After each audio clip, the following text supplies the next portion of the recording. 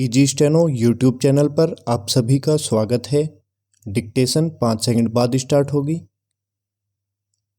Ready start.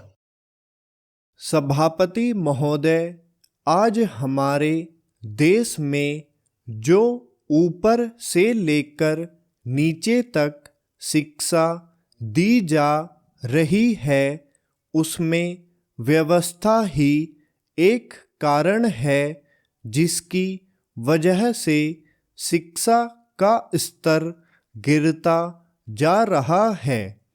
मेरा अपना विचार है कि जो शिक्षा प्रणाली है और जिस रूप में शिक्षा दी जा रही है वही अनुशासनहीनता का भी कारण है।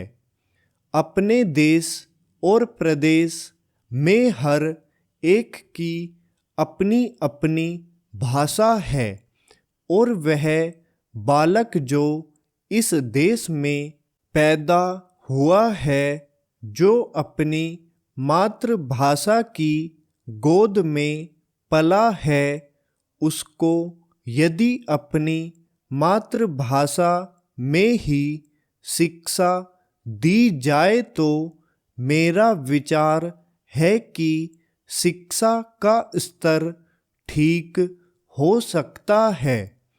जो सबसे बड़ी भूल और कमी सरकार के द्वारा दी जाने वाली शिक्षा के संबंध में हो रही है वह यह है कि बालक की मातृभाषा में शिक्षा न देकर उसको उस भाषा में शिक्षा देने की व्यवस्था की गई है जो हमारे देश या प्रदेश की भाषा कभी रही ही नहीं।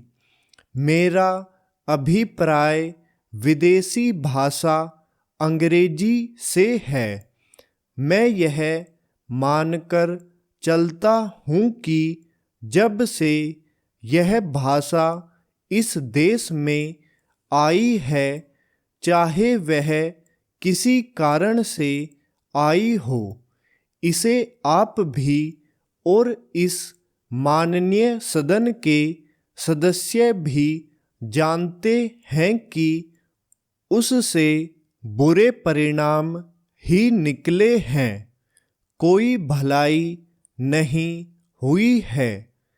इस देश को जो हानि हुई है वह किसी से छिपी नहीं है।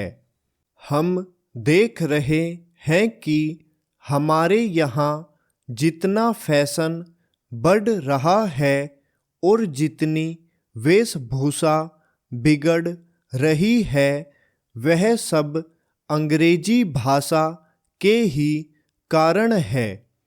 जिस समय यहाँ पर अंग्रेजों का राज्य था, प्राय यह देखने को मिलता था कि वे लोग जो विशेष करके किसी न किसी तरह से सरकारी पक्ष के ही होते थे, अंग्रेजों से मिलने के लिए जाते समय अंग्रेजी वेशभूषा का ही प्रयोग करते थे।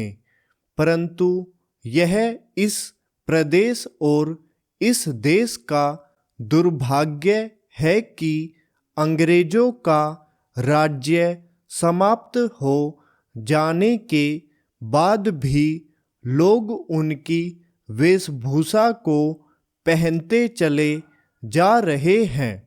इससे जो प्रभाव हमारे देश के फैशन पर पड़ा उससे लाभ के बजाय हानि ही हुई है और हो भी रही है।